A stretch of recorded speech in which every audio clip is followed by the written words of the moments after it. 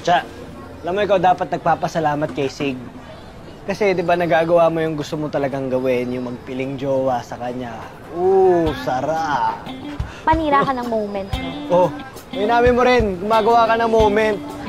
Woo! Tinulungan ko lang naman si Sig para di siya mapahiyakin na Missy. At para makaskor sa puso ni Sig. Luma na yan eh, wala na bang iba?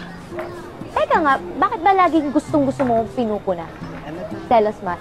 Ngi! Pinapayuan lang kita. Na kasi luma na talaga yung style mo, Mucha. Baguhin mo. Sige na, di-deliver ko na to. Paalis ba? Parang yung style mo, bulok. Aray. Asang trip ni. Alam mo ba may pagtingin ka sa anak ko, kay Lulu? Sabi niyo, di ba, ayaw niyo pa mag-boyfriend. Oo. Nire-respeto ko lang yung sinasabi niyo, Mang Paul. Kaya naman, ha? Kasi iniisip ko, di ba may mga babae naman na dumadalaw doon? Mga dalaw? Kasi Mucha lang naman po sa kasi Ima yung dumadalaw sa amin, Mang Paul. Kung papapiliin ako sa dalawa, eh siyempre si Iwa na.